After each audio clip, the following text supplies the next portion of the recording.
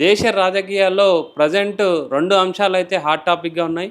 ఒకటి delimitation bill, తర్వాత women bill. Women bill and delimitation bill ఎంతవరకు దేశ రాజకీయ పరిస్థితులను చేంజ్ చేస్తాయి?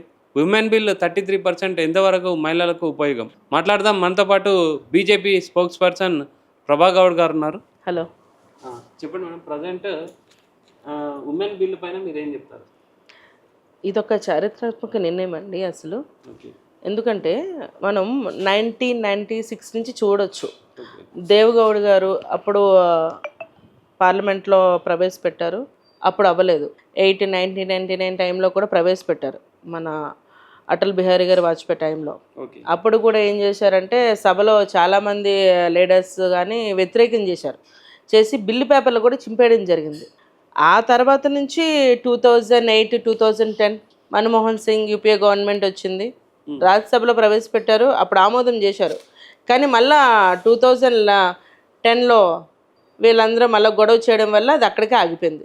సో ఆల్మోస్ట్ 3 శతాబ్దాలు 27 ఏళ్ళ పాటు ఒక కళ అన్నమాట. ప్రతి మహిళ ఇంతవరకు లోకల్ బాడీ ఎలక్షన్స్లోనే నించుంటుంది.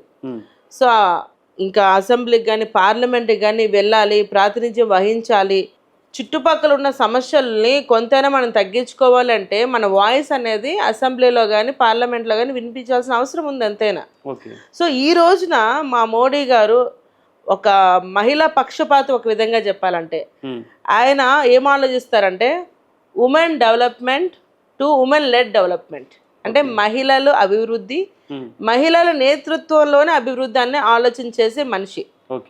ఇంకా హిందీలో అయితే మనకు మామూలుగా కొటేషన్స్ అయితే చాలా కొటేషన్స్ ఉన్నాయి. నారీతు నారాయణి అబ్శాసన్కి సామని, అంటే ఇప్పుడు ఆడవాళ్ళు ఇవన్నీ కొటేషన్స్ గానే ఉన్నాయి కానీ ఇంతవరకు అమలు అయ్యిందా? లేదుగా. సో ఇప్పుడు ఏ కొటేషన్ అయినా మనం అమలు చేసుకునే దిశలో ఈ రోజు ఉన్నామంటే దానికి కేవలం కారణం మోడీ గారు. అంటే ఇప్పుడు 33% రిజర్వేషన్ నిజంగా శక్తిని ఇస్తుంది అంటారా మహిళలకు? అసలు 100% కదండి. ఈరోజు ఎగ్జాంపుల్ గవర్నమెంట్ స్కూల్స్ మనం మాట్లాడుకుందాం. ప్రతి గవర్నమెంట్ స్కూల్లో అమ్మాయిలకి మెన్స్ట్రల్ పీరియడ్లో శానిటరీ ప్యాడ్స్ అనేది అవసరము. ఇప్పుడున్న గవర్నమెంట్ స్కూల్స్లో ఎవరైనా కూడా ప్రొవైడ్ చేస్తున్నారా? వెండింగ్ మిషన్, ఏ గవర్నమెంట్ స్కూల్ అయినా వెండింగ్ మిషన్ ఉందా? లేదే. అదే ఒక మహిళ పార్లమెంట్లో కానీ అసెంబ్లీలో కానీ ఉంటే ఇట్లాంటి చట్టం మనం చేసుకోవచ్చు. ఎందుకంటే ఆ కష్టం ఒక ఆడదానికే తెలుస్తుంది, ఇంకెవరికి తెలీదు. కాబట్టి ఖచ్చితంగా సో ఇలా ప్రతి స్కూల్స్లో ఇట్లాంటి sanitary pads related vending machine అనేది ఉండాలి. ఇంకా దానికి రిలేటెడ్గా కొన్ని చట్టాలు ఇంకా ఏంటంటే కావాలో అత్యవసరమైన పరిస్థితులు ఉంటే అమ్మాయిలకు సంబంధించి చాలా ఉంటాయి. సో దానికి సంబంధించి మేము ఒక చట్టం చేయగలుగుతాం, భద్రత సంబంధించి చట్టం చేయగలుగుతాం, ప్రెగ్నెంట్ ఉమెన్స్ న్యూట్రిషన్ సంబంధించి చట్టం చేయగలుగుతాం, చైల్డ్ సంబంధించి చట్టం చేయగలుగుతాం. ఇంకా ఆడవాళ్ళు తలుచుకుంటే ఏదైనా చేయగలుగుతారండి. ఇప్పుడు తాగునీరు అనేది ఆడవాళ్ళకి తెలుస్తుంది, ఎందుకంటే వాళ్ళు ఎక్కడికైనా పోయి బిందుతో నీళ్లు పట్టుకొని వచ్చి ఇంటికి తెస్తారు. సో ఏ ఇంటికి ఎంత వాటర్ కావాలో కూడా ఆడవాళ్ళకే తెలుసు, ఎన్ని లీటర్స్ పడతాయి, ఏ ఇంట్లో ఎన్ని క్యాన్స్ పడతాయో. సో దీని బేస్ మీద కూడా మేము ఏమైనా చేయాలన్నా కూడా ఎవరు చేయగలుగుతారు చెప్పండి. సో మాకంటూ ఒక మెజారిటీ ఆఫ్ వాయిస్ ఉంటేనే కదా పార్లమెంట్లో మనం మాట్లాడగలుగుతాం, ఒక చట్టం అనేది చేయగలుగుతాం.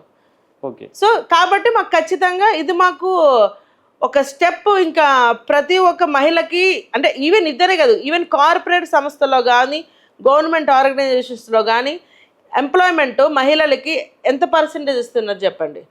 సో దీని బేస్ మీద 33% ఎంప్లాయ్మెంట్ ప్రతి కార్పొరేట్ ఆర్గనైజేషన్స్ కానీ గవర్నమెంట్ ఆర్గనైజేషన్ కానీ ఉండాలని మేము చట్టం తయారు చేయగలుగుతాం. సో ఈ శక్తి మాకు ఎట్లా వస్తుంది? ఈ రోజు 33% రిజర్వేషన్ అయితే నాలాంటి చాలా మంది మహిళలు పార్లమెంట్కి కానీ అసెంబ్లీకి కానీ వెళ్ళే అవకాశం ఉంటుంది. సో మాకు ఆ వాయిస్ ఉంటేనే కదా, ఒక ప్రాతినిధ్యం వహిస్తేనే కదా మేము అక్కడ మాట్లాడేదని చేయగలుగుతాం ప్రాబ్లం గురించి. మరి ఈ 33%లో ఎంతమంది మహిళలు లేము? గరీబోలు పిల్లలు ఎంతమంది ఉంటారు చెప్పండి? ఏ గరీబోల పిల్లలు వెళ్ళొద్దా? ఎప్పుడు నెపోటిజమేనా, వారసత్వం నాయకత్వమేనా చెప్పండి? గరీబోల పిల్లలు కూడా వెళ్ళాలి కదా పార్లమెంట్కి, వెళ్ళకూడదా? మరి వెళ్ళాలి అంటే ఇలాంటి చట్టం వస్తేనే ప్రతి ఒక్కరం కూడా ముందుకు వెళ్ళగలుగుతాం.